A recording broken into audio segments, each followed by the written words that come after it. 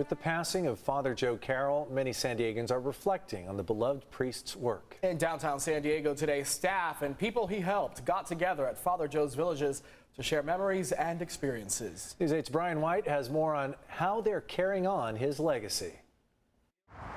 Compassion, respect, empathy, empowerment, dignity. These are the ideals that Father Joe Carroll embodied when approaching the issue of homelessness. We had an opportunity to hear from staff and clients at Father Joe's villages about how he impacted their lives. I call him the miracle worker, because that's what he is. He cares, he loves us, and he accepts us who we are. Sebastian Herrera was homeless for 15 years and met Father Joe during that time in the late 90s. Been on drugs all my life, cocaine, and he goes, I'm going to tell you something. I can't change Sebastian. Sebastian has to change Sebastian. Staff at Father Joe's villages eventually placed Sebastian in an apartment where he paid partial rent. And a few years ago, he actually bought a condominium in El Cajon. This would never have happened for Father Joe Carroll. His staff members going out and reaching out to us. He has changed my life. Success stories like these are not uncommon with the clientele at Father Joe's villages. Vanessa Ahoa was experiencing homelessness when she came to San Diego in 2008.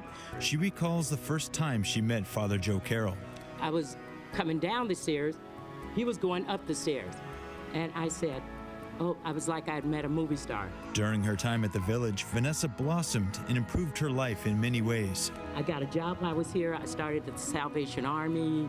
I go from homeless to a 2-bedroom apartment. With decades of devotion to serving those in need, Father Joe touched countless lives in the community. Everywhere he would go, people would run up to him and say, Father Joe, I'm doing good, the family's doing good. And he'd always say, I didn't do it, staff did it all. Outwardly, Father Joe was a confident man, but his unique brand of humility could be seen in his life's work. If you look around at the way that he lived his life and who he lived his life for, that's where his humility was. He could have done anything with his creativeness, his intelligence, his ability to talk to people. And where was he?